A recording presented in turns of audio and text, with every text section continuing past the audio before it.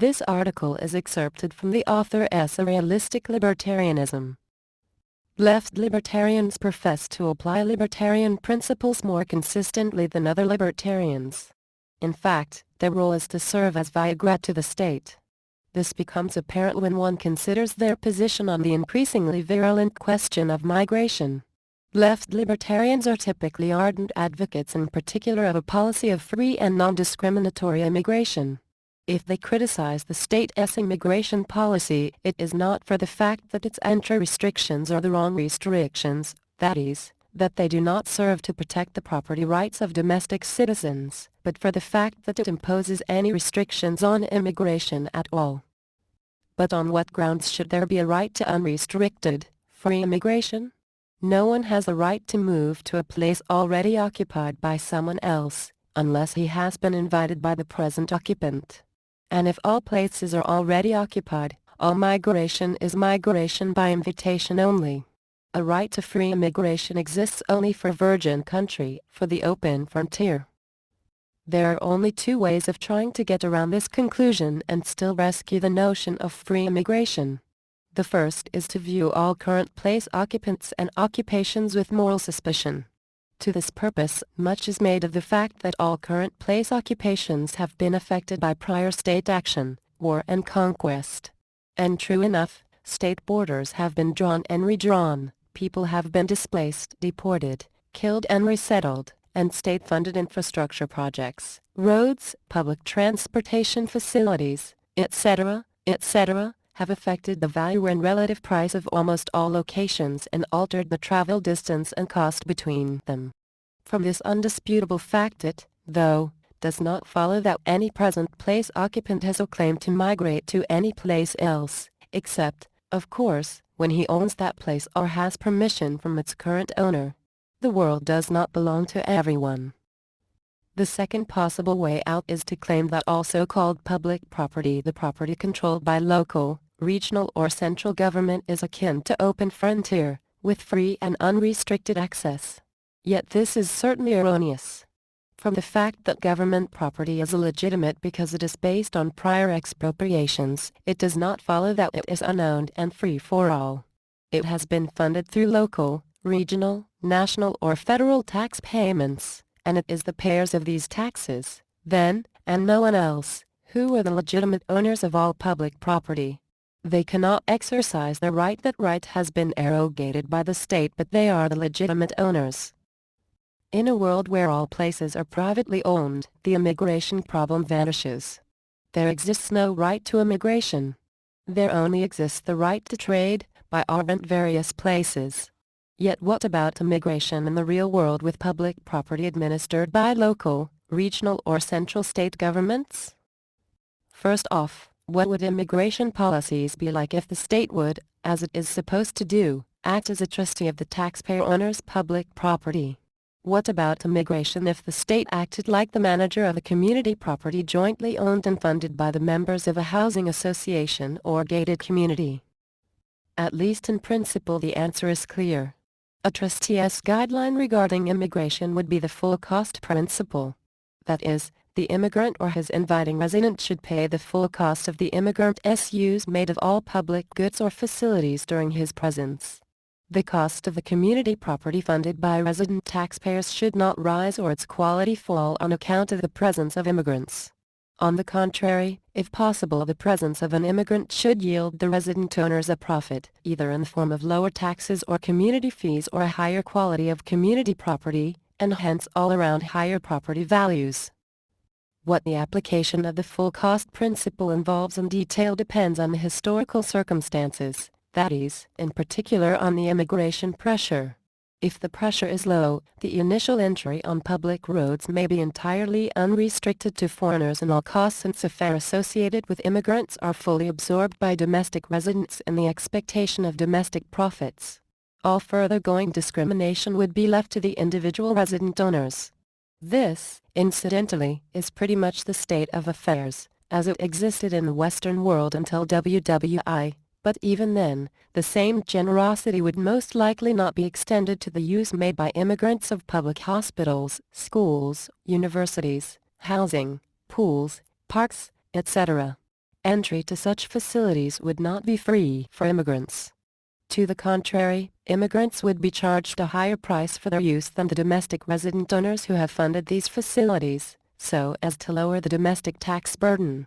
And if a temporary visitor immigrant wanted to become a permanent resident, he might be expected to pay an admission price, to be remitted to the current owners as compensation for the extra use made of their community property. On the other hand, if the immigration pressure is high as currently in the entire Western, white, heterosexual male-dominated world, more restrictive measures may have to be employed for the same purpose of protecting domestic resident owners' private and common property. There may be identity controls not only at ports of entry, but also at the local level, in order to keep out known criminals and otherwise undesirable riffraff. And apart from the specific restrictions imposed on visitors by individual resident owners regarding the use of their various private properties, there may also exist more general local entry restrictions. Some especially attractive communities may charge an entrance fee for every visitor, except for resident invited guests, to be remitted to resident owners, or require a certain code of conduct regarding all community property.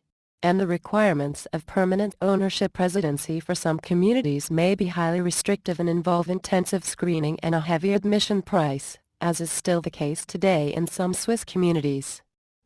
But of course, then, this is not what the state does. The immigration policies of the states that are confronted with the highest immigration pressure of the U.S. and Western Europe have little resemblance with the actions of a trustee. They do not follow the full cost principle. They do not tell the immigrant essentially to pay up or leave. To the contrary, they tell him once in, you can stay and use not just all roads but all sorts of public facilities and services for free or at discounted prices even if you do not pay up. That is, they subsidize immigrants, or rather, they force domestic taxpayers to subsidize them. In particular, they also subsidize domestic employers who import cheaper foreign workers, because such employers can externalize part of the total costs associated with their employment, the free use to be made by his foreign employees of all resident public property and facilities onto other domestic taxpayers. And they still further subsidize immigration, internal migration, at the expense of resident taxpayers, and prohibiting by means of non-discrimination laws not only all internal, local entry restrictions, but also and increasingly all restrictions concerning the entry and use of all domestic private property.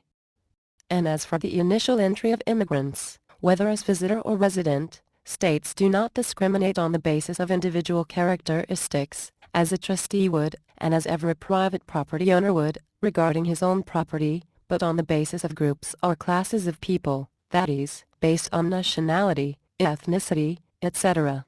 They do not apply a uniform admission standard, of checking the identity of the immigrant, of conducting some sort of credit check on him, and possibly charging him an entrance fee. Instead, they allow some classes of foreigners in for free, without any visa requirement, as if they were returning residents. Thus, for instance, all Romanians or Bulgarians, irrespective of their individual characteristics, are free to migrate to Germany or the Netherlands and stay there to make use of all public goods and facilities, even if they do not pay up and live at German or Dutch taxpayers' expense.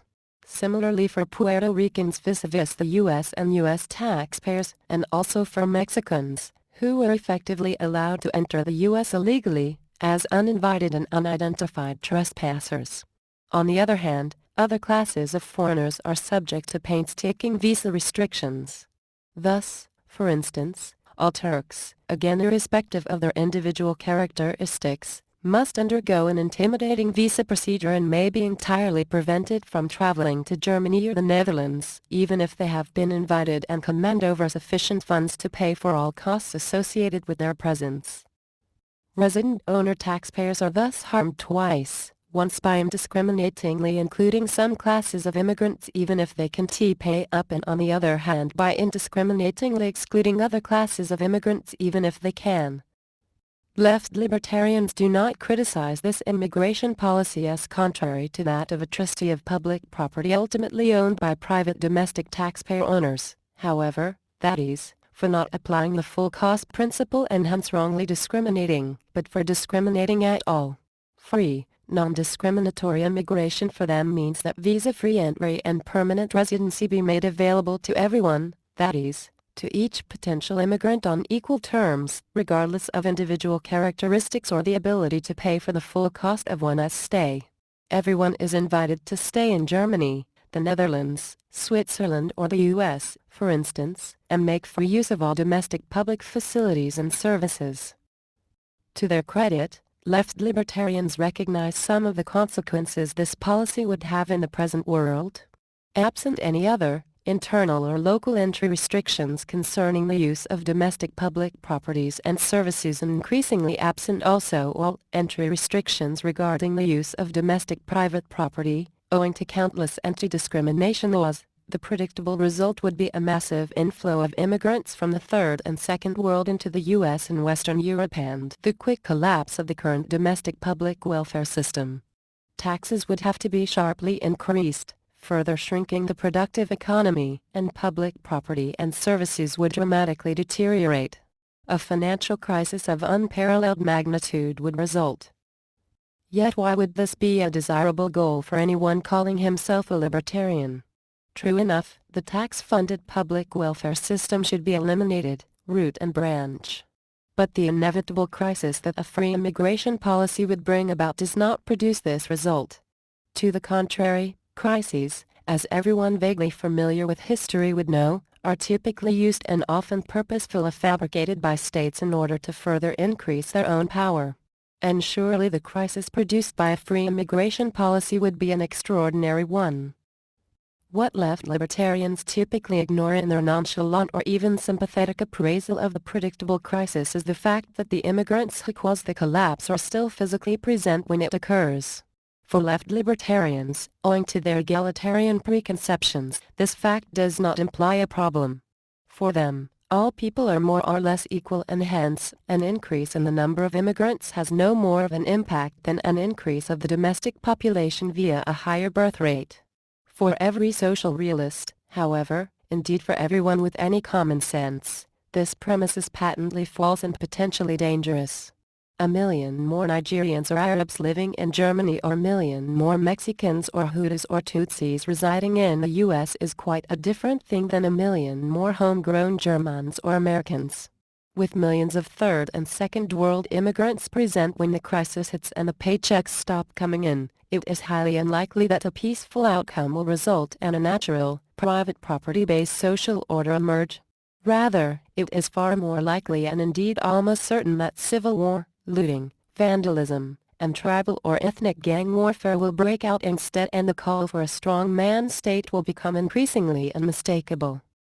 Why, then, one might ask, does the state not adopt the left-libertarian free immigration policy and grasp the opportunity offered by the predictable crisis to further strengthen its own power? Through its internal non-discrimination policies and also its current immigration policies, the state has already done much to fragment the domestic population and so increase its own power. A free immigration policy would add another, enormous dose of non-discriminatory multiculturalism. It would further strengthen the tendency toward social dehomogenization, division and fragmentation, and it would further weaken the traditional, white, heterosexual male-dominated bourgeois social order and culture associated with the West. The answer as to why not appears simple, however. In contrast to left-libertarians, the ruling elites are still realistic enough to recognize that besides great opportunities for state growth, the predictable crisis would also entail some incalculable risk and could lead to social upheavals of such proportions that they themselves may be swept out of power and be replaced by other foreign elites. Accordingly, the ruling elites proceed only gradually, step by step, on their path toward a non-discriminatory multiculturalism. And yet they are happy about the left-libertarian free immigration propaganda, because it helps the state not just to stay on its present divide et impera course but to proceed on it at an accelerated pace. Contrary to their own anti-statist pronouncements and pretensions, then, the peculiar left-libertarian victimology and its demand for undiscriminating niceness and inclusiveness vis-à-vis the long, familiar list of historical victims, including in particular also all foreigners quote potential immigrants, actually turns out to be a recipe for the further growth of state power. The cultural Marxists know this, and that is the reason why they adopted the very same victimology. The left-libertarians do apparently not know this and are thus the cultural Marxists' useful idiots on their march toward totalitarian social control.